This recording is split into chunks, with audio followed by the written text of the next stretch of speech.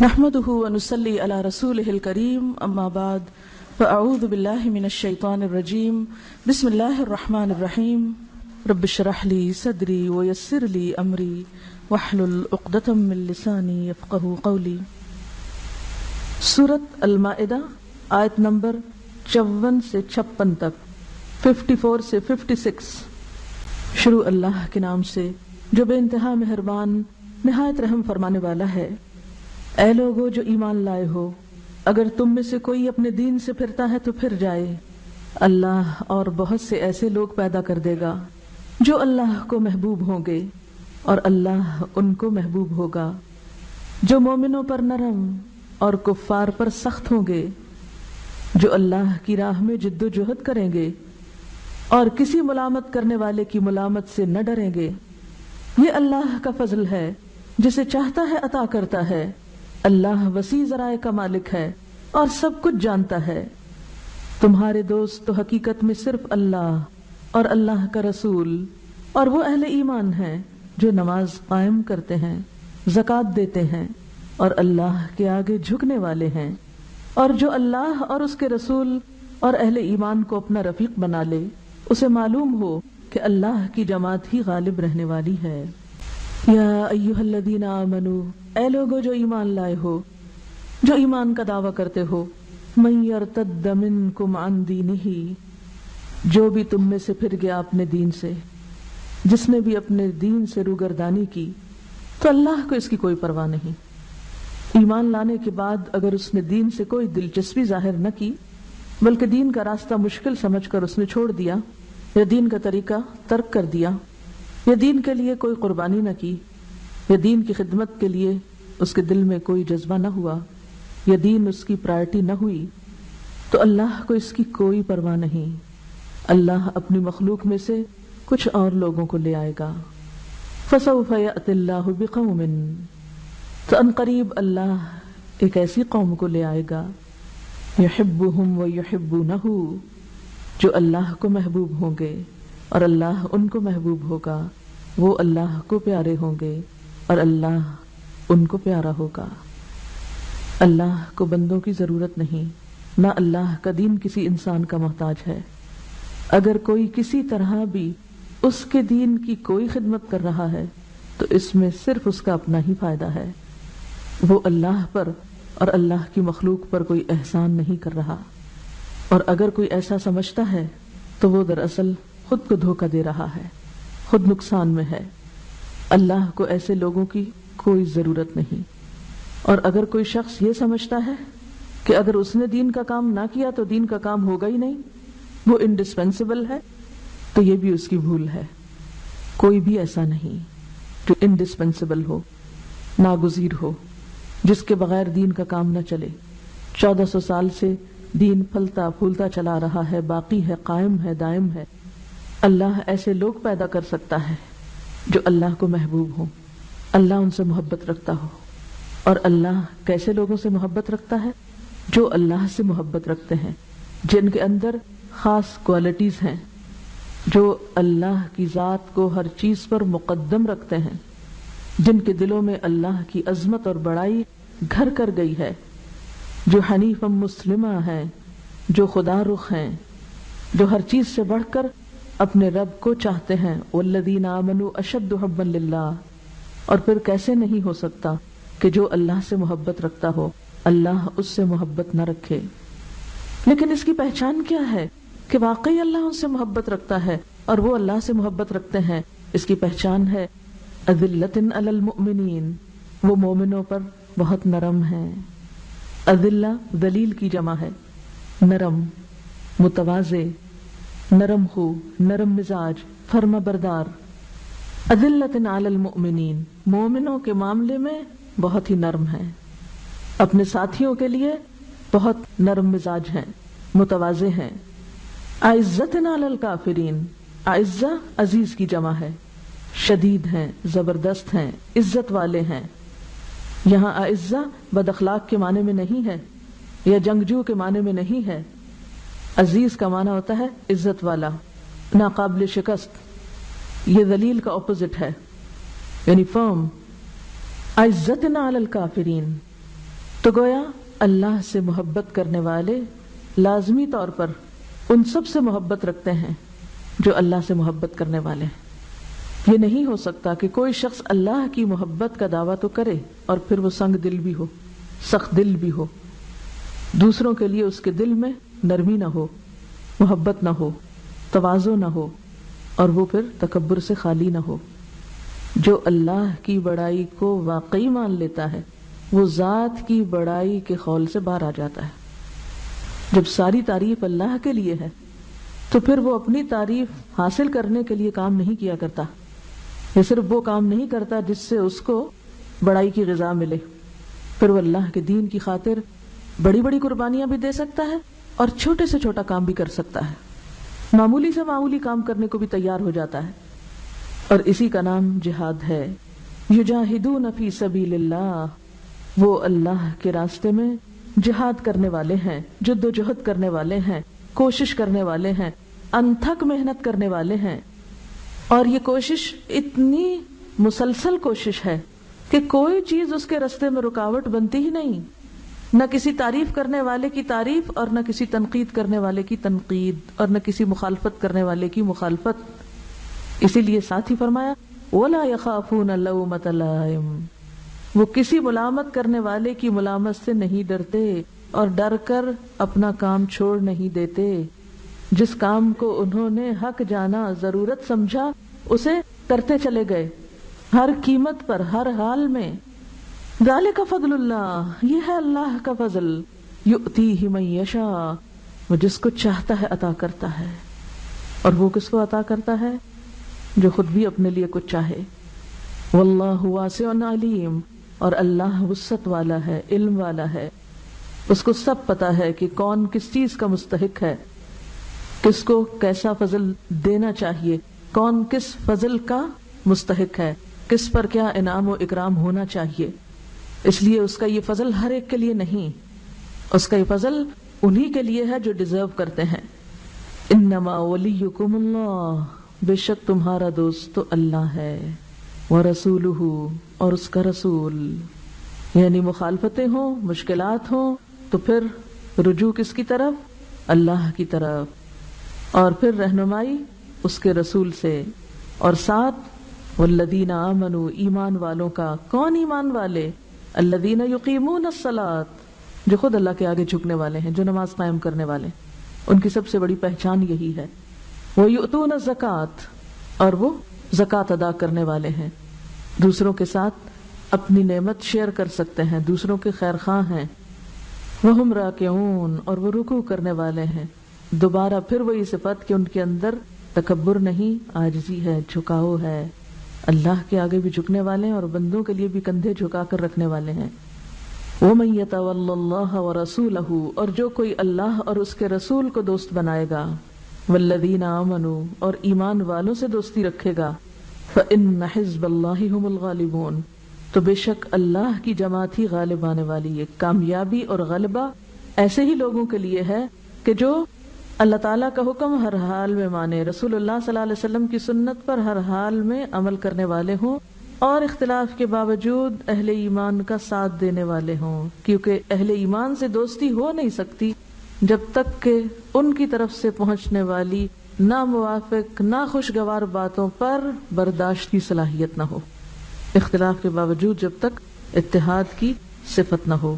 کیونکہ کہنے کو تو جو اللہ اور رسول سے دوستی کرے گا ہم کہتے ہیں تو بہت ہی اچھی بات ہے، ہم تو ضرور کریں گے، اور ایمان والوں سے دوستی کرے گا ہم زبانی اس کا بھی دعویٰ کرتے ہیں، لیکن پھر اس کے بعد عملاً کیا کرتے ہیں کہ کیا واقعی ہماری ان سے دوستی ہوتی ہے، گہرا تعلق ہوتا ہے، یا ہر چھوٹی بڑی خلاف مزاج بات ہمیں ان سے پٹ آف کر دیتی ہے اور دور کر دیتی ہے اور ہم اپنی راہیں الگ کر لیتے ہیں۔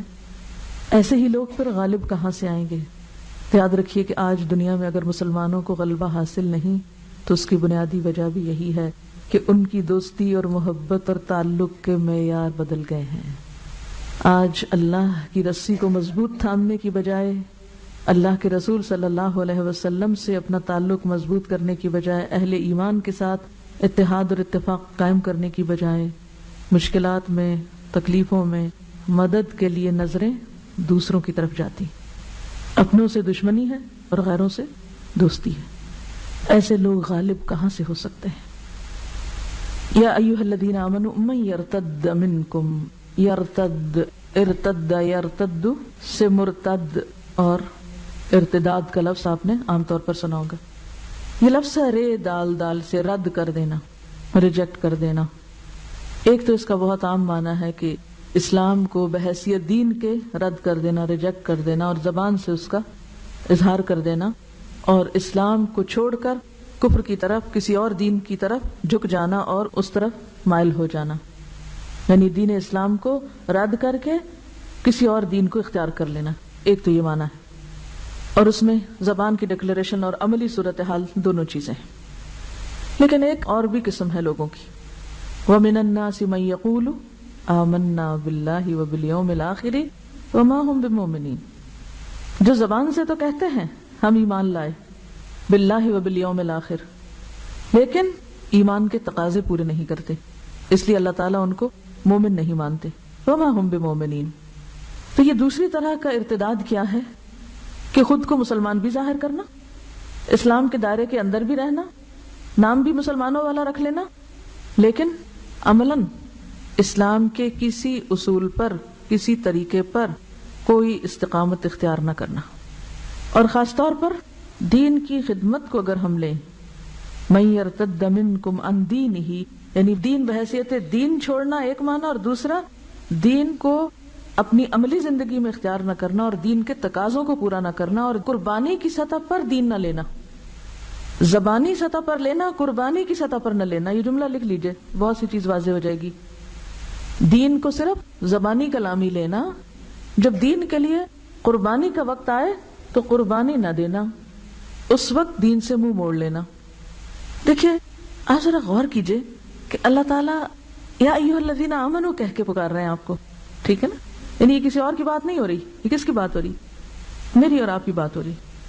ہم سے خطاب ہے، ہم سے کہا جا رہا ہے اگر تم نے ایسا کیا کہ دین میں ہوتے ہوئے پھر دین کو چھوڑ دیا، اس سے منہ موڑ لیا، ویسے دیندار ہو لیکن قربانی کرنی پڑے، کوئی مرضی کے خلاف کام کرنا پڑے، یا کہیں مال خرچ کرنا پڑے، یا وقت لگانا پڑے، یا نازک مزاج پر کوئی چیز بھاری پڑ جائے، تو پھر کیا کرے انسان؟ دین کے کام کو خیر بات کہہ دے. تو اب اس کانٹیکسٹ میں آپ اس کو لیجئے، یہ کون کرتے ہیں؟ یہ کافر تو نہیں کرتے، یہ یا ایھا الذین آمنوا ہی کرتے ہیں. قربانی کی سطح پر دین کو نہیں لیتے. یعنی دین جب ہم سے کسی چیز کو دینے کا مطالبہ کرے، خواہ وہ کوئی بھی چیز ہو، ہم ہماری عزت ہو، وقت ہو، مال ہو، پسند ہو، خواہشات ہو، کچھ بھی ہو، تو اس وقت ہم اپنا دامن چھڑا لیں، پیچھے ہٹ جائیں. ارتداد کیا ہوتا ہے؟ پیچھے پلٹنا. ہم پلٹ جائیں. ویسے ہم کہیں اللہ سے محبت، رسول سے محبت، لبیک اللہم لبیک، لیکن جو ہی کوئی مشکل پیش آئے تو قدم پیچھے کھسکانا، کام چوری کرنا، ادھر ادھر چھپنا، بہانے کرنا. اس کی کیا قسمیں ہو سکتی ہیں یہ آپ کو اب سوچنا ہے. عملی زندگی میں ہم کیا کرتے ہیں؟ سوال لکھیے، جب دین ہم سے کوئی قربانی مانگتا ہے، چاہے ذاتی زندگی میں عمل کرنے کی، چاہے اس کو آگے پھیلانے کی، تو اس وقت ہم کون سا دین لیتے ہیں؟ مصلحت والا یا حقیقت والا؟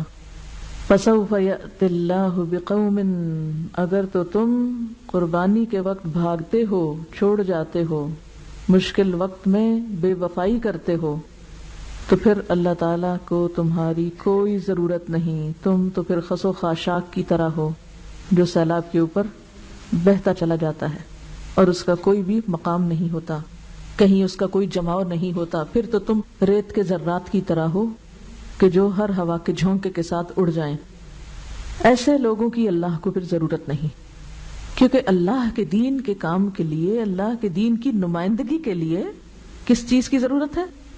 مضبوط لوگوں کی ضرورت ہے. اب صحابہ کرام کا کردار سامنے لائیے. فَسَوْفَ يَأْتِ اللَّهُ بِقَوْمٍ، اللہ پھر اور لوگ لے آئے گا. کیسے؟ يُحِبُّهُمْ وَيُحِبُّونَهُ، ان کے اندر اللہ کی محبت ہر چیز سے بڑھ کر ہوگی اور اللہ بھی ان سے محبت رکھتا ہوگا. بألفاظ دیگر رضی اللہ عنہم ورضوا عنہ. اب یہاں آپ کو صحابہ کرام کا کردار سامنے رکھنا ہوگا کیونکہ وہ اس کی بہترین مثال تھے. یحبہم ویحبونہ کی ان کی بنیادی خوبی کیا تھی؟ اذلۃ علی المؤمنین، وہ آپس میں بڑے نرم مزاج تھے، باہم شیر و شکر تھے، گھلے ملے ہوئے تھے، یکجان تھے، سیسا پلائی ہوئی دیوار کی طرح تھے.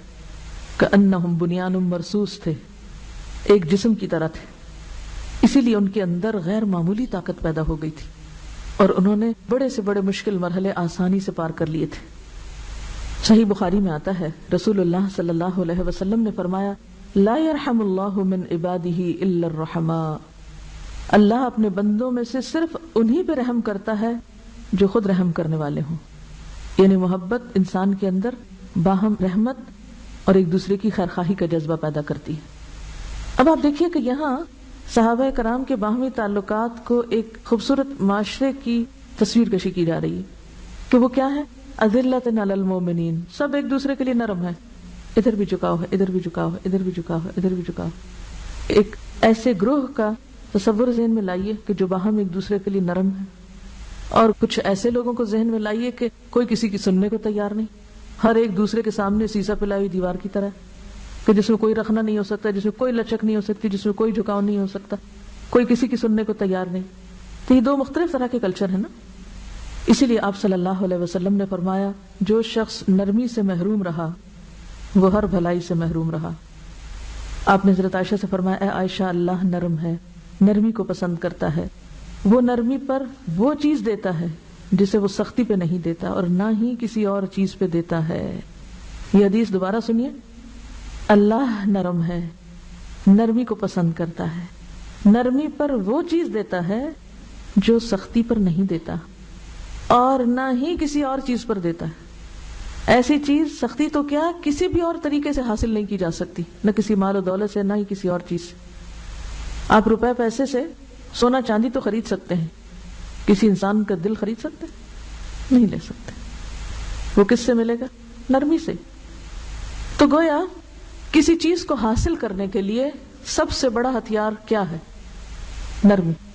کسی بھی چیز کو پانے کے لیے سب سے بہترین چیز، بہترین طریقہ نرمی ہے۔ نرمی سے آپ کیا جیت سکتے ہیں؟ دل جیت سکتے ہیں، اور دلوں کو جیتنے کے لیے نرمی کے علاوہ دوسرا کوئی طریقہ ہے ہی نہیں۔ مثلا جب آپ کسی سے بات کریں اور نرمی سے کریں تو نتیجہ کیا ہوتا ہے؟ جب آپ کسی سے بات کریں اور نرمی سے کریں تو ری ایکشن کیا ہوگا؟ جواب کیا ہوگا؟ نرمی، جواباً محبت، ٹھیک ہے نا؟ اور اگر آپ سختی سے بات کریں تو جواباً سختی۔ آپ نرمی سے بات کریں لوگ آپ کی عزت کو تیار ہوں گے، اور اگر آپ سختی سے بات کریں تو لوگوں کے دل میں آپ کے خلاف انتقام پیدا ہوگا، نفرت پیدا ہوگی، لوگ بھی جواباً کھچ جائیں گے، ڈیفینسو ہو جائیں گے، اور اس سے نتیجہ کیا ہوگا؟ پورے ماحول میں ایک کھچاؤ آ جائے گا، سختی پیدا ہو جائے گی، جسے عام طور پہ آپ کہتے ہیں نا ماحول بڑا ٹینس ہو گیا ہے۔ عموماً کہتے ہیں نا ماحول میں ایک ٹینشن ہے، کھچاؤ ہے، ہر ایک دوسرے سے بدگمان ہے۔ کیوں ہوتا ہے ایسے؟ ٹینس کیوں ہوتا ہے؟ جب آپ دوسروں کے ساتھ نرمی کی بجائے سختی سے بات کرتے ہیں تب ماحول میں ٹینشن ہوتی ہے۔ اچھا اب کیا ہوتا ہے؟ جب ماحول میں ٹینشن ہوتی ہے تو ٹینشن کو آپ یوں تعبیر کیجئے کہ جیسے کوئی رسیاں ہیں، کھچاؤ ہے اور تناؤ ہے۔ یہ کھچاؤ اور تناؤ آپ کے راستے کی رکاوٹ ہے۔ جب آپ کوئی کام کرنا چاہتے ہیں تو نہیں کر سکتے۔ کیوں نہیں کر سکتے؟ مثلا آپ کو کوئی چیز چاہیے تھی، آپ نے گھر جا کر سختی سے مطالبہ کر دیا، مجھے یہ چیز چاہیے اور چاہیے اور چاہیے، مجھے یہ کام کرنا اور کرنا اور کرنا۔ مثلا آپ لوگ دین کی کوئی بات پڑھ کے جاتے ہیں اور گھر والوں کو آج کے بعد میں تو یہ کرنے جا رہی ہوں، اعلان جنگ گھر میں۔ اگلے دن آپ کہیں میں دوبارہ دین پڑھنے جا رہی ہوں، اب کیا ہوگا؟ وہ کہیں گے دروازہ کھلا ہے جائیے، کریں گے؟ بہت سے لوگ یہ کہتے سنائی دیتے ہیں ہمارے گھر والے ہم سے تعاون نہیں کرتے، کہتے ہیں نا گھر والے ہمارا ساتھ نہیں دیتے، گھر والے ہمارے مددگار نہیں ہیں۔ کبھی آپ نے سوچا کہ آپ نے گھر والوں کے ساتھ کیا کیا ہے؟ آپ گھر والوں سے کس زبان میں، کس انداز میں بات کرتے ہیں دین پڑھ کے؟ آپ کا لہجہ، آپ کا انداز، آپ کا رویہ، آپ کا معاملہ کیا ہے؟ آپ نے ان کے دل جیتے یا ان کے لیے مسائل کھڑے کیے؟ تو ہمارے راستے کی بہت ساری رکاوٹیں اور مشکلات کس وجہ سے ہیں؟ ہماری سختی کی وجہ سے۔ اگر نرم ہوتے تو بہت سو کو اپنا بنا چکے ہوتے، اور جب اپنا بنا لیتے تو راستے آسان ہو جاتے۔ صحابہ کرام نے دین کس طرح پھیلایا؟ اذلۃ علی المؤمنین کے ساتھ۔ کیونکہ آپ دیکھیں کہ کیا ہمارے گھر والے مومنین نہیں ہیں؟ اب آپ کہیں گے نہیں، وہ دیکھیں عزت علی الکافرین بھی آ رہا ہے، وہ بڑے فرم بھی تھے، سخت بھی تھے، اعزہ کا معنی کیا ہے؟ اعزہ کا معنی بد اخلاق اور اکھڑ ہونا نہیں ہے۔ کبھی آپ نے عملی زندگی میں دیکھو کہ کافروں کے ساتھ وہ انتہائی بد اخلاقی اور بے مروتی کا سلوک کرتے تھے؟ نہیں، ایسا نہیں ہوتا تھا۔ مراد یہ ہے اس سے عزت علی الکافرین، کہ کافروں کے سامنے بھی اپنے دین کو عزت دینے والے تھے، وہاں اپنے دین کی لاج رکھنے والے تھے، اپنے دین کو ثابت کرنے والے تھے، اپنے دین ہی پر عمل کرنے والے تھے۔ ایسا نہیں کہ ان کے ساتھ بد مزاجی سے پیش آنے والے تھے یا ان کے ساتھ بے وجہ کی سختی کرنے والے تھے۔ تو گویا اس دنیا میں حدیث کے مطابق، میرے مطابق نہیں، حدیث کے مطابق نرمی کا کوئی آلٹرنیٹ نہیں، نرمی کا کوئی نعم البدل ہے ہی نہیں۔ کیوں؟ حدیث میں کیا آتا ہے کہ نرمی پر جو کچھ ملتا ہے اس کے سوا کسی بھی چیز پہ نہیں ملتا۔ تو نرمی کس کس چیز میں، کیسے؟ سب سے پہلے تو کہاں؟ گفتگو میں، اپنے لہجوں میں، سٹائل میں، انداز میں، جلد بازی نہیں، تیزی نہیں، شدت نہیں، سختی نہیں، ٹینشن نہیں، بحث مباحثہ نہیں، کھچاؤ نہیں۔ آپ دیکھیے کہ اگر آپ کسی پودے کے پاس کھڑے ہوں یا کسی دیوار کے پاس کھڑے ہوں اور اس کو آپ سخت سخت باتیں کریں، وہ کچھ کہے گا آپ کو؟ ہاں، کچھ نہیں کہے گا نا۔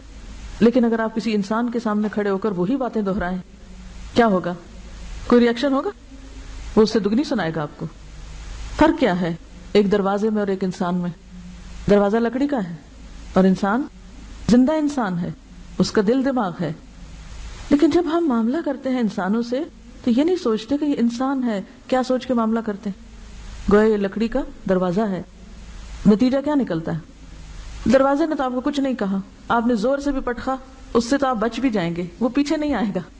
لیکن اگر آپ نے کسی انسان کے ساتھ یہی معاملہ کیا تو وہ چھوڑے گا نہیں آپ کو۔ آپ نے اس کے دل میں اپنے خلاف انتقام کی آگ روشن کر دی، اب وہ نہیں بجھائے گا اس کو، کیونکہ روشن آپ نے کی ہے، لگائی آپ نے ہے، تو اب اس کو کون بجھائے گا؟ خود ہی بجھ جائے گی، وہ آپ کو ہی بجھانی ہوگی۔ لیکن جب ہم کسی انسان کے ساتھ معاملہ کرتے ہیں تو یہ بھول جاتے ہیں کہ ہم ایسا رویہ اختیار کر کے دراصل اس کے اندر اپنے ہی خلاف ایک آگ بھڑکا رہے ہیں، اور اس کی جلن پہنچے گی بھی کہاں؟ واپس آپ ہی تک۔ تو آپ دو طرح سے رویہ اختیار کر سکتے ہیں، ایک تو یہ کہ کسی کے ساتھ نرمی سے بات کریں، آرام سے بات کریں، شرافت سے بات کریں، اور دوسرے یہ کہ آپ اکھڑ پنے سے بات کریں۔ اگر آپ چاہتے ہیں کہ آپ کی بات سنی جائے تو کیا سے بات کرنی ہوگی؟ بہت سے لوگ کہتے ہیں نہیں، جب تک روب نہ ہو تو بات نہیں بنتی۔ روب سے آپ وقتی طور پہ تو کسی کو شن کر دیں گے، شٹ کر دیں گے، لیکن دل نہیں جیت سکتے، وہ دیر پا نہیں ہوگا۔ اب دیکھیں کہ ایک اصول ہے نا، جیسا کرو گے، یہ ہم نے محاورہ تو رٹا ہوا ہے، کوئی ہے جس کو نہ پتا اور جس نے نہ کبھی سنا ہو، جیسا کرو گے ویسا بھرو گے۔ لیکن اس کو عام طور پہ ہم کہاں استعمال کرتے ہیں؟ کہاں استعمال کرتے ہیں جیسا کرو گے ویسا بھرو گے؟ جب ہم نے کسی کے خلاف کچھ کرنا تو اس وقت ہم اس کو لاجک دیتے، تم نے ایسا کیا تو لہٰذا میں نے تمہارے ساتھ ایسا کیا۔ یعنی یہ چیز اپنے پر نہیں لیتے، دوسرے پر لیتے ہیں کہ جیسا تم نے کیا مجھ سے بھی تم ویسے ہی توقع رکھو، ویسا رویہ مجھ سے پاؤ گے، لیکن اپنے اوپر نہیں لیتے۔ اللہ نے اس دنیا کا قانون یہ بنایا ہے کہ جیسا کرو گے ویسا بھرو گے۔ اس کو آپ کس معنی میں لیں؟ اگر آپ دوسروں کے ساتھ نرمی کا معاملہ کرو گے تو جواباً نرمی پاؤ گے۔ ہو سکتا ہے ایک دفعہ نہیں، 2 دفعہ، 3 دفعہ، 4 دفعہ، جب یہ نرمی آپ کی سرشت بن جائے گی، آپ کی عادت بن جائے گی، تو نتیجہ کیا ہوگا؟ کچھ عرصہ مشکل ضرور ہوگی، یعنی ایسا نہیں ہوگا کہ آپ پہلی دفعہ کسی سے نرمی کریں تو آپ کو نرمی سے جواب ملے۔ دیکھیے، دین خول چڑھانے کا نام نہیں ہوتا کہ آپ آرٹیفیشلی کہیں ایک جگہ ایکٹنگ کر کے نرمی اختیار کریں اور پھر دوسری جگہ اس ایکٹنگ کو بھول جائیں۔ ایکٹنگ یہی ہوتی ہے نا، ہاں؟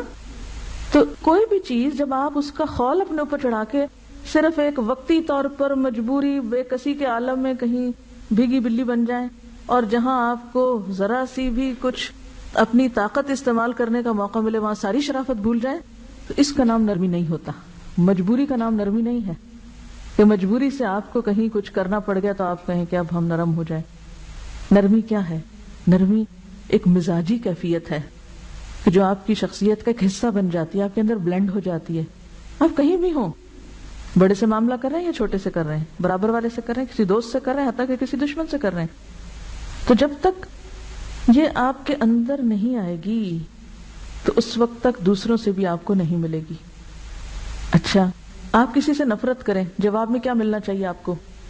محبت۔ پھر سوچئے کتنے لوگوں کو ہم محبت دے رہے ہیں اور کتنوں سے ہم نفرت کا معاملہ کرتے ہیں. سوچئے ذرا, اپنے دلوں کو تو ہم نے جواز دے رکھا کہ جس کے خلاف چاہیں بدگمانی کریں, جس سے چاہیں نفرت رکھیں, لیکن دوسروں سے کیا تقاضا کیا ہے کہ دوسرے ہمیں ہر دل عزیز جانے, انتہائی محبوب جانے. کیا یہ ممکن ہے؟ جیسا کرو گے ویسا بھرو گے نا. یہ اگر آپ کے ذہن میں بات آ جائے نا کہ اللہ کی عبادت کے لیے, اللہ کے دین کی خدمت کے لیے مجھے دوسرے انسانوں کی مدد کی ضرورت ہے, میں تنہا نہیں چل سکتی, میں تنہا کوئی بڑا کام نہیں کر سکتی, مجھے دوسرے انسانوں کی مدد چاہیے. اور پھر مدد کے لیے کوالیفائڈ لوگ چاہیے یا نالائق لوگ بھی ٹھیک ہیں؟ بھیڑ کافی ہے. کون چاہیے آپ کو ساتھ؟ کوالیفائڈ, سمجھدار, عقل مند, باشعور. اگر آپ باشعور لوگوں کا ساتھ چاہتے ہیں کہ وہ آپ کے مددگار بن جائیں, اگر آپ کمپیٹنٹ لوگوں کا ساتھ چاہتے ہیں, اگر آپ بہترین افراد کار چاہتے ہیں کہ وہ آپ کے ساتھ مل جائیں, تو آپ کو اتنی ہی اس کی قیمت بھی دینی ہوگی. اپنے اندر مزید نرمی اور جھکاؤ لانا ہوگا, کیونکہ ایک عام ناسمجھ انسان ہے نا, اس کو آپ کچھ بھی کہہ دیں تو اس نے جواباً کچھ نہیں کرنا. اس بیچارے کی ضرورت ہے, مجبوری ہے کہ وہ آپ کے ساتھ لگا رہے, لیکن وہ کسی کام کا نہیں ہے اور آپ بہت خوش ہیں کہ وہ میرے ساتھ ہے, اتنے لوگ میرے ساتھ ہیں. یہ کوئی کامیابی نہیں. آپ دیکھیں کہ صحابہ کرام جو تھے ان کے اندر کیسی کیسی کوالٹیز تھی, کتنے شدید تھے, کتنے زبردست تھے, لیکن اس کے باوجود کس طرح آپ کے ساتھ لگے اور کس طرح انہوں نے آپ کا ساتھ دیا اور کس طرح آپ کے لیے قربانیاں کی, آپ کے لیے اپنی جان تک دینے کو تیار تھے. عمر جیسا شخص کیا کہتا ہے, یا رسول اللہ صلی اللہ علیہ وسلم میں آپ کے لیے اپنی جان قربان کر سکتا ہوں.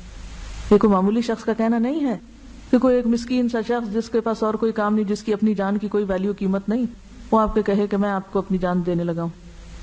یہ عمر کہہ رہے ہیں کہ میں آپ کی خاطر جان قربان کر سکتا ہوں. یہ چیز انتہائی محبت کے بغیر نہیں آ سکتی. تو اصل بات یہ ہے کہ ہمارا حال کیا ہوتا ہے جب ہم کوئی کام کرنے چلتے ہیں تو ہم دوسروں کو جھکانا چاہتے ہیں, تم جھک جاؤ, تم بات مان جاؤ, خود نہیں جھکتے, اور پھر چاہتے ہیں اتحاد بھی قائم ہو جائے. تو اتحاد قائم کرنے کے لیے کیا کرنا ہوگا؟ دوسروں کو جھکانے کی بجائے خود جھکنا ہوگا. ہم لوگوں سے کام کا مطالبہ کرتے ہیں, ہم خود کوئی قربانی نہیں دینا چاہتے. گویا ہم دوسرے لفظوں میں لینا تو چاہتے ہیں, دینا نہیں چاہتے. تو ہمیں یہاں کیا کرنا ہوگا؟ لینے کی بجائے دینے والا بن جانا ہوگا. اسی طرح اگر ہم لوگوں کی طرف سے پہنچنے والی تکلیفوں اور شکایتوں کو مسئلہ بنا لیتے ہیں تو نقصان کیا ہوگا, نتیجہ کیا نکلے گا کہ وہ بھی ہمیں مسئلہ بنا لیں گے. تو کام لینے کے لیے کسی سے کیا کرنا ہوگا؟ شکایتوں کو بھولنا ہوگا. مثلا آپ نے دیکھا ہوگا جیسے عام روزمرہ زندگی میں بھی آپ کو بزنس چلاتے ہیں, آپ گھر کا کام کرتی ہیں, آپ خواتین ہیں, آپ میں سے بہت سی, یعنی مثلا ایک بڑا سا گھر ہے آپ کا, آپ اکیلے سارا کام نہیں کر سکتے, آپ کو لامحالہ کس کی ضرورت ہوتی. چلیے اس کو میں ایک چھوٹی سی مثال, دین کے چھوٹے کام اور بڑے کام کا فرق سمجھاتی ہوں آپ کو, کیونکہ یہ ساری صفات دین کی خدمت کے لیے ہے نا. یا تو دین کا راستہ چھوڑ دیں آپ, یا پھر دین کا کام کریں. دین کے کام میں بھی ایک چھوٹا کام اور ایک بڑا کام ہے. آپ چاہتے ہیں بڑا کام کریں تاکہ اللہ کو راضی کریں اور بڑی جزا پائیں. ایک خاتون ہے جس کے پاس 1 کمرے کا گھر ہے اور ایک خاتون ہے جس کے پاس 10 کمرے کا گھر ہے. یعنی ایک کے پاس چھوٹا گھر ہے اور ایک کے پاس بڑا گھر ہے. جس کے پاس چھوٹا گھر ہے وہ اکیلے کام چلا لے گی نا. 1 کمرے کا گھر ہے, نہ کوئی بہت صفائی جھاڑو ہے, نہ کوئی اور بہت دھندے تردد ہے, بس کام کیا ختم کیا. لیکن جس کے پاس 10 کمروں کا گھر ہے, کیا وہ اکیلے کام کر سکتی ہے؟ اسے لامحالہ کیا ضرورت ہوگی؟ دوسروں کی مدد چاہیے نا. آپ دین کا ایک کام کرنا چاہتے ہیں, ایک بس چھوٹی سی جھونپڑی بنا لی ہے اور آپ اسی پہ راضی ہیں, خوش ہیں, کوئی زیادہ افراد نہیں چاہیے آپ کو. آپ ہر فن مولا خود ہی, ہر کام خود ہی کرتے ہیں, خوش ہیں کہ میں سب کچھ خود چلا سکتی ہوں. ایک یہ ایٹیٹیوڈ. اور ایک یہ کہ نہیں, بڑے کام کی ضرورت ہے, زیادہ کام کی ضرورت ہے. اب اس کے لیے کتنے ہاتھ چاہیے؟ زیادہ ہاتھ چاہیے. اور جتنے لوگ زیادہ شامل ہوں گے اتنے ہی مسائل بڑھیں گے. گھر میں 1 نوکر ہو تو 1 مسئلہ ہوتا ہے نا, اور گھر میں 10 نوکر ہو تو 10 مسئلے ہوتے ہیں. اب اگر کسی کا دل ہی چھوٹا سا ہو تو وہ تو 1 نوکر بھی برداشت نہیں کرتا گھر میں, وہ اس کو بھی نکال دیتا ہے, جاؤ جاؤ میں خود ہی کام کروں, مجھے نہیں پسند آتا کسی کا کام. عام طور پہ ایٹیٹیوڈ یہی ہوتا ہے نا. لیکن جن لوگوں کے دل بڑے ہوتے ہیں, آپ نے دیکھا ہوگا سال ہر سال سے لوگ ان کے ملازم رہتے چلے آتے ہیں, وہ چھوڑ کے نہیں جانا چاہتے. کیوں؟ اس لیے کہ گھر کی مالکہ بہت بڑے دل کی ہے, وہ اکوموڈیٹ کرتی ہے لوگوں کو, وہ ایڈجسٹ کرنے کا اصول جانتی, وہ قصور معاف کرنا جانتی. وہ کہتی ہے اتنا اچھا, اتنا پرانا نوکر ہے, اتنی خدمت ساری زندگی کی, کیا ہوا اگر چھوٹی سی بات ہوئی, چھوڑو, معاف کر دو, درگزر کرو. وہ جانتے ہوئے کہ یہ غلطی کرتا ہے, وہ کیا کرتی؟ آنکھیں بند رکھتی, کوئی بات نہیں, پھر کیا ہوا, اس کی نظر کس پہ ہوتی؟ یہ زیادہ فائدہ پہنچا رہا ہے، اگر چھوٹی سی غلطی ہے تو کیا ہوا، اتنا فائدہ بھی تو ہے اس کا. اور دوسری طرف اگر آپ یہ سمجھیں کہ نہیں آپ کسی کی چھوٹی غلطی کو نہیں برداشت کر سکتے تو پھر آپ اس کے بڑے فائدے کو بھی حاصل نہیں کر سکتے، پھر آپ سمٹ جائیں گے، پھر آپ محدود ہو جائیں گے، پھر آپ کسی بڑے کام کے قابل نہیں رہیں گے. بڑے کام بڑے دل والے لوگ کرتے ہیں. بالکل ایسے ہی بڑا گلاس ہو تو اس میں کتنا پانی آتا ہے اور چھوٹے کپ میں شور یقین. یہ چھوٹی سی مثال ہے نا. کپ میں زیادہ پانی آتا ہے جگ میں؟ سوچ کے بولیں. تو پھر جن لوگوں کے دل کپ سے بھی چھوٹے ہوں وہ جگ جتنے پانی سے سیراب کر سکتے ہیں؟ کپ تو آپ کی پیاس بھی شاید نہ بجھائے، اور آپ تو دوسروں کی پیاس بجھانے کے لیے اٹھے ہیں، اور آپ کے پاس جگ ہے ہی نہیں، بڑا دل ہے ہی نہیں، آپ ذلت علی المومنین ہو ہی نہیں سکتے، آپ کچھ کرنے کے قابل ہی نہیں ہیں، آپ کوالیفائڈ نہیں ہیں. یہاں جو صفات بیان ہو رہی ہیں یہ اس کوالیفیکیشن کی ہیں جو اللہ کے دین کے کام کے لیے مطلوب ہے. یا آپ اس راستے پہ چلیں گے یا یہ چھوڑ جائیں گے. چھوڑ جائیں گے تو کیا ہوگا؟ اللہ کچھ اور لوگ لے آئے گا. اور اگر آپ یہ کرنا ہی چاہتے ہیں، اس راستے پہ چلنا ہی چاہتے ہیں، تو پھر آپ کو لازماً اپنے اندر یہ صفت پیدا کرنی ہوگی. فَسَوْفَ يَأْتِ اللَّهُ بِقَوْمٍ يُحِبُّهُمْ وَيُحِبُّونَهُ أَذِلَّةٍ عَلَى الْمُؤْمِنِينَ أَعِزَّةٍ عَلَى الْكَافِرِينَ. پہلی صفت ان لوگوں کی کیا بتائی گئی کہ وہ کیا کرنے والے ہیں؟ محبت عام کرنے والے ہیں. یہ محبت والے لوگ ہیں. اور محبت والے کون ہوتے ہیں؟ دل والے لوگ ہوتے ہیں. جس کے اندر دل نہ ہو وہ محبت تو نہیں کر سکتا نا. تو جو نرم دل ہوگا وہی اذلۃ علی المومنین بھی ہوگا. جو نرم دل ہوگا وہی محبت کر سکے گا. اب 3 حصے ہو گئے بات کے: اللہ سے محبت اور اللہ والوں سے محبت اور نتیجتاً اللہ کی محبت کا آنا، آپ پر پلٹنا. جب تک آپ اللہ سے اور اللہ والوں سے محبت نہیں کرتے آپ محبت کے قابل نہیں. اور جب آپ محبت کے قابل نہیں، آپ کے ساتھ اللہ کی رحمت نہیں، آپ پر اللہ کی عنایت نہیں، آپ اللہ کے دین کا کیا کام کرنے کے قابل ہیں؟ آج کے مسلمانوں کی اور خصوصاً دین کی خدمت کرنے والوں کی سب سے بڑی مشقت یہی ہے کہ ان کے اندر یہ خوبی نہیں ہے، نہ گھر کے اندر اور نہ گھر کے باہر. اذلۃ علی المؤمنین اعزۃ علی الکافرین. کافروں کے سامنے کیسے؟ جو دین کو نہ ماننے والے ہوں ان کے سامنے کیسے؟ اپنے دین کو عزت دینے والے. دین کو عزت دینا کیا ہوتا ہے؟ اس پر عمل کرنا، مشکل حالات میں بھی دین کو تھام کے رکھنا، فرم رہنا، اپنے اصولوں پہ قائم رہنا. وہ مین آف پرنسپل ہیں. وہ یہ نہیں کہ کافروں سے ڈر کے جیسا دیس ویسا بھیس کر لیں کہ وہ کیا کہیں گے. کیا ایسے لوگ دین کی دعوت دے سکتے ہیں جس دین پر وہ خود ہی عمل نہ کرتے ہو، جس دین پہ وہ خود شرمندہ ہو، جس دین کو وہ خود عزت دینے والے نہیں خود شرمندہ ہیں؟ وہ دین کو پھیلا کہاں سے سکتے ہیں؟ پھر اس کے بعد فرمایا یجاہدون فی سبیل اللہ. وہ اللہ کی راہ میں جہاد کرنے والے ہیں. جہاد کیا ہوتا ہے؟ کوشش کیا ہوتا ہے؟ ہل جل، حرکت، مسلسل کام. ہم جہاد کا ایک معنی پیش کر کے کہ جنگ کرنا، اور اس کے بعد سوچتے ہیں کہ عورتوں پہ جنگ فرض ہی نہیں ہے اس لیے ہمارے لیے تو کوئی جہاد ہی نہیں ہے، اور بس خلاص قصہ ختم. یہ تو منسوخ ہے، حکم آ جائے ہی نہیں، یا کم از کم میری ذات کی حد تک نہیں. تو یجاہدون فی سبیل اللہ، اللہ کے راستے میں اللہ کی خاطر جہاد کرنے والے ہیں. اور جہاد کہتے ہیں مسلسل کوشش کو، محنت کو، اٹموسٹ اسٹرگل، انتھک محنت، انتھک کوشش، کبھی نہ ختم ہونے والی کوشش. اور یہ کوشش کیسے ہوتی؟ کس کس محاذ پہ ہوتی؟ سب سے پہلے اپنے ساتھ. آپ یوں لکھیے، جو ساری باتیں لمبی چوڑی میں نے بتائی ان کو ایک لفظ میں لکھیے: سچی کوشش.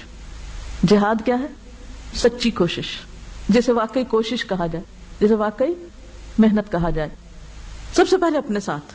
اب دیکھیے کہ ہمارے اندر کیا ہے، ہم کس چیز کے بنے ہوئے ہیں؟ خواہشات کے.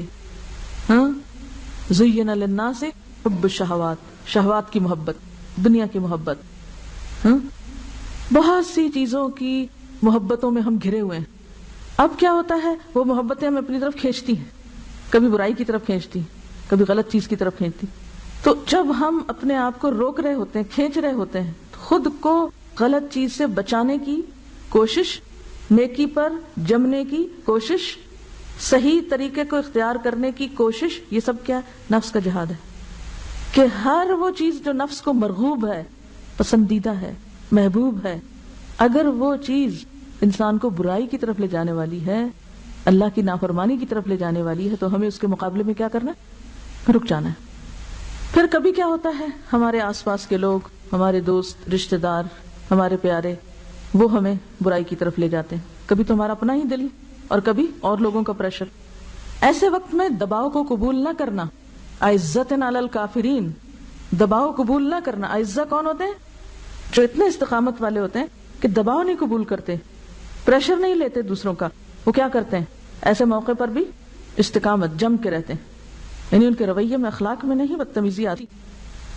اب ایک چیز ہے کہ آپ دوسروں کو دین کی طرف بلائیں، پہلے تو آپ خود جمے ہوئے تھے نا، اب آپ آگے بھی نکلے دوسروں کو بتانے لگے، اب کیا ہوتا ہے؟ کیا ہوتا ہے؟ اب مخالفت ہوتی، پھر آپ کیا کرتے ہیں؟ ان مخالفتوں پر جس میں آپ کے اوپر تنقید بھی ہوتی ہے، جس میں آپ کے رستے بھی روکے جاتے ہیں، جس میں آپ کے کام کو یکسر غلط بتایا جاتا ہے، ان ساری چیزوں کو آپ کیا کرتے ہیں؟ آسن طریقے سے برداشت کرتے ہیں۔ یہ بھی جہاد ہے، یعنی جب کسی کی طرف سے کوئی کڑوی کسیلی بات سننے کو مل جائے تو انسان مشتعل ہونے کی بجائے کیا کرے؟ اپنے کو روک لے۔ پھر جہاد کی ایک قسم قتال بھی ہے، جنگ بھی ہے، یعنی اللہ کے حکم کی پیروی کرتے ہوئے کبھی دشمن سے بھی لڑنا پڑتا ہے، کبھی تلوار بھی اٹھانی پڑتی، کبھی جان بھی دینی پڑتی، لیکن یہ ایک معنی ہے، یعنی جہاد بمعنی جنگ صرف ایک حصہ ہے، ہم نے صرف ایک حصے کو لے لیا اور باقی چیزوں کو چھوڑ دیا۔ تو جو لڑائی والا جہاد ہے وہ ایک وقتی معاملہ ہے، ایک مخصوص کام ہے، لیکن جہاد اپنے بڑے مفہوم میں اس سے وسیع تر ہے۔ تو یجاہدون فی سبیل اللہ، وہ ہر وقت ایک جد و جہد میں ہوتے ہیں۔ ولا یخافون لومۃ لائم، اور کسی ملامت کرنے والے کی ملامت سے نہیں ڈرتے۔ یہ جہاد کی مزید وضاحت ہے کہ جب اللہ کے رستے پہ چلتے ہوئے کوئی ان کی مخالفت کرتا ہے، کوئی ان کو برا بھلا کہتا ہے، تو وہ اس کی وجہ سے رک نہیں جاتے۔ یہ سب کچھ کس کو نصیب ہوتا ہے؟ جس پہ اللہ کا فضل ہو، اور اللہ اپنا فضل کس کو دیتا ہے؟ جس کو وہ چاہتا ہے۔ وہ کس کے لیے چاہتا ہے؟ جو اپنے لیے چاہتا ہو۔ اور وہ کون ہوتا ہے؟ جو اسے ڈیزرو کرتا ہو، کیونکہ اللہ کو تو سب پتا ہے کہ کون کس چیز کو لینے کے قابل ہے۔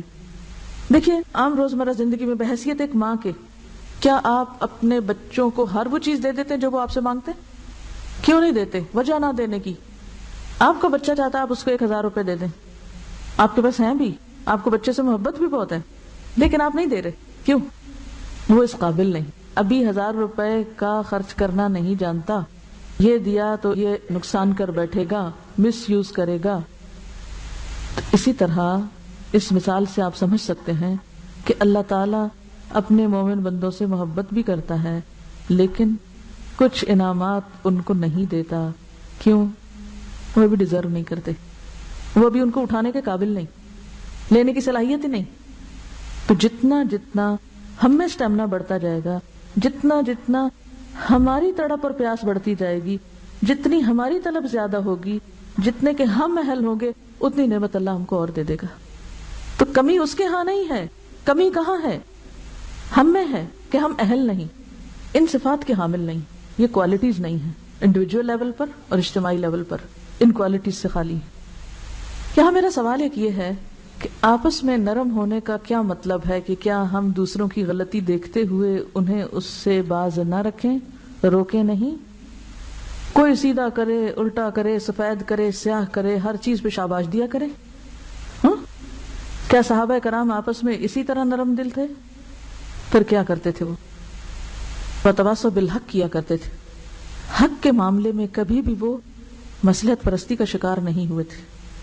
ہم باہم نرمی کا پھر ایک اور الٹا معنی لیتے ہیں، یعنی نرمی کا مطلب ہے جھکاؤ، آپ آگے بڑھیں، سلام کریں، خیرخواہی کریں، خیال رکھیں، عزت کریں، احترام کریں، سب کچھ کریں، لیکن جب کوئی غلط کر رہا ہو تو وہاں پر کیا نہ کریں؟ کمپرومائز نہیں کریں۔ کیا صحابہ کرام ایک دوسرے پہ تنقید کیا کرتے تھے؟ کوئی مثال دیجئے۔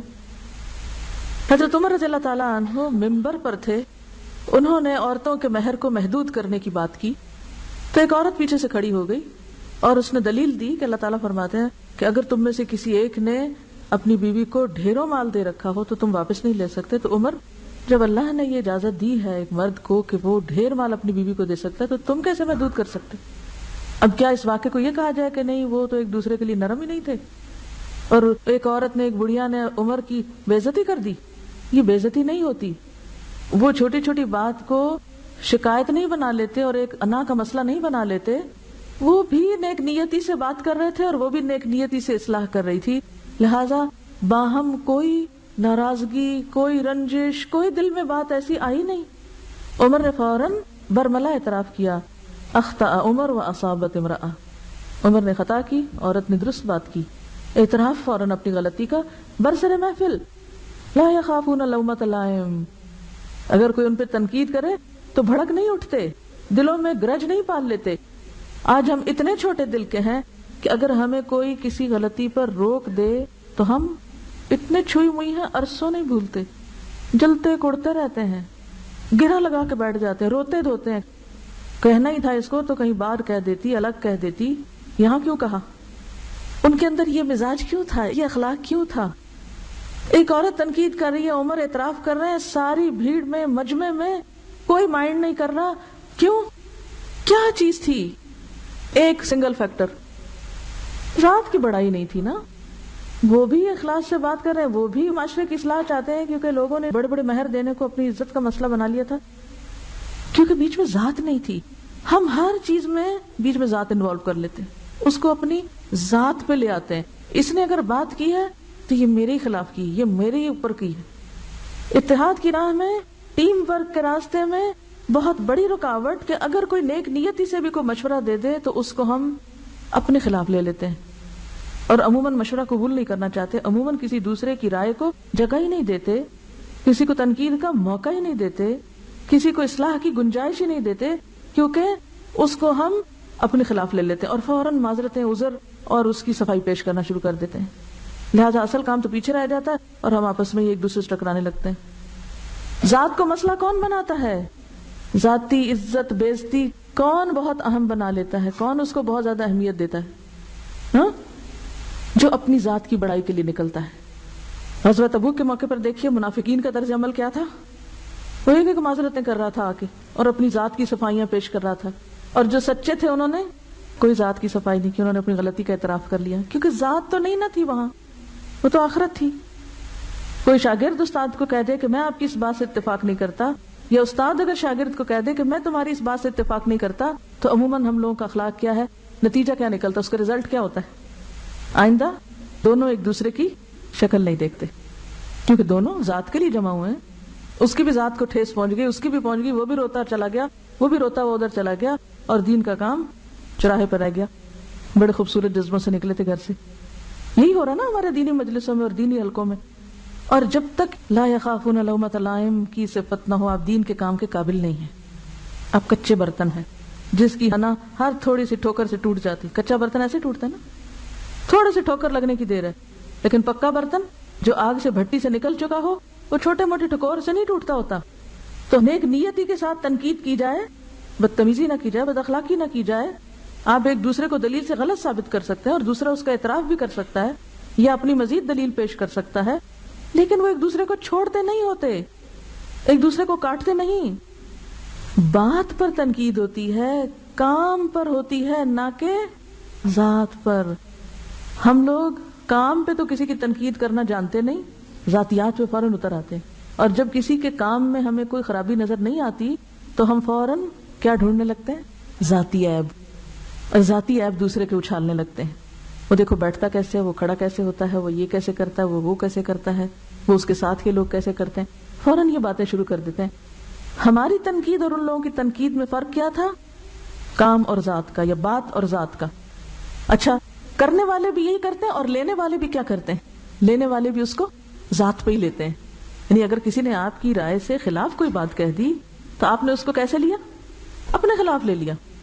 یہ تو میری توہین ہو گئی، یہ تو میری مخالفت ہو گئی، یہ تو مجھ پہ الزام لگ گیا، اور یہ تو میرے ساتھ زیادتی ہو گئی. اور یاد رکھیے کہ تنقید کی چوٹ، ملامت کی چوٹ آسان نہیں ہوتا سہنا. بہت کڑوی ہوتی ہے، بہت تکلیف دہ ہوتی ہے، بہت سخت ہوتی ہے، لیکن بعض اوقات آپریشن ضروری بھی ہوتا ہے. ہاں، اچھا ڈاکٹر پہلے اینستھیزیا دیتا ہے، ایسا ماحول پیدا کرتا ہے کہ جس سے دوسرا شخص اس کو لے جائے، برداشت کر جائے. اصل میں صحابہ کرام اللہ کی عظمت میں اتنے گم تھے کہ ان کو اپنی عظمت بھولی ہوئی تھی.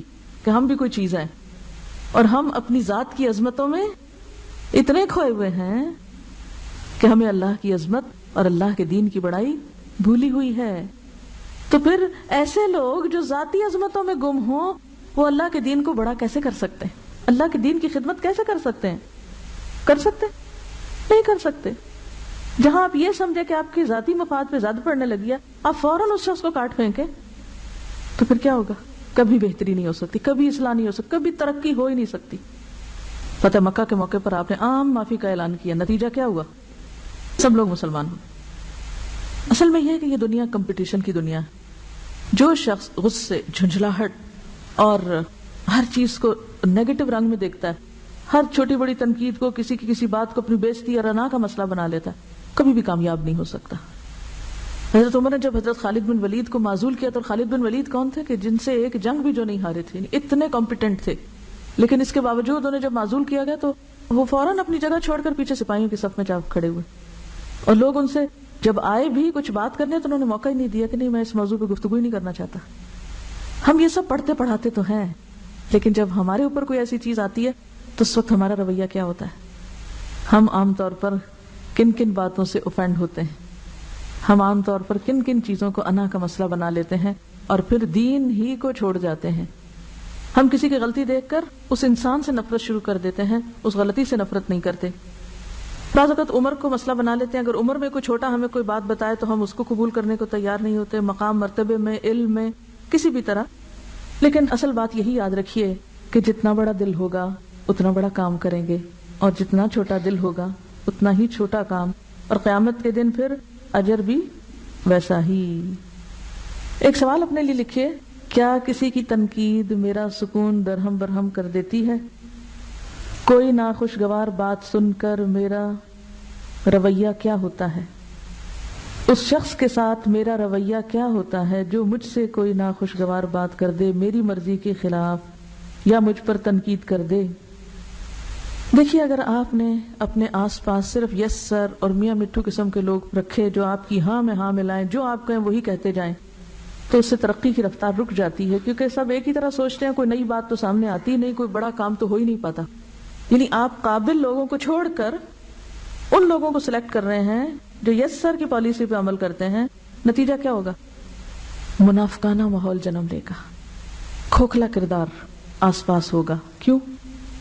کیونکہ ساتھ کے لوگوں کو پتا ہے کہ آپ صرف تعریف پسند کرتے ہیں، آپ تنقید نہیں سن سکتے، لہٰذا وہ سچی جھوٹی تعریف کرتے رہیں گے، کیونکہ آپ ان کو تنقید کرنے کا موقع ہی نہیں دے رہے، آپ ان کو اختلاف کرنے کا موقع ہی نہیں دے رہے۔ ایسے منافقانہ کردار والے لوگ بڑا کام نہیں کر سکتے۔ بڑے کام کے لیے مضبوط لوگ چاہیے، اور مضبوط لوگ وہی ہیں جن کے اعصاب مضبوط ہیں، جو تنقید برداشت کر سکتے ہیں، جو اختلاف برداشت کر سکتے ہیں، جو مرضی کے خلاف باتیں گوارا کر جاتے ہیں۔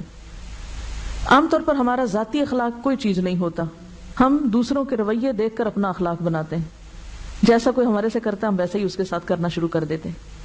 اچھا، لیڈرشپ کا رول صرف وہ شخص ادا کر سکتا ہے، یعنی صحیح لیڈرشپ کا رول صرف وہی ادا کر سکتا ہے، سربراہ صرف وہی بہترین ہو سکتا ہے جو سخت ترین تنقید کو ٹھنڈے ذہن کے ساتھ سنے، سب سے پہلے سنے، اور پھر اتفاق اختلاف سے اوپر اٹھ کے معاملہ کرے لوگوں کے ساتھ۔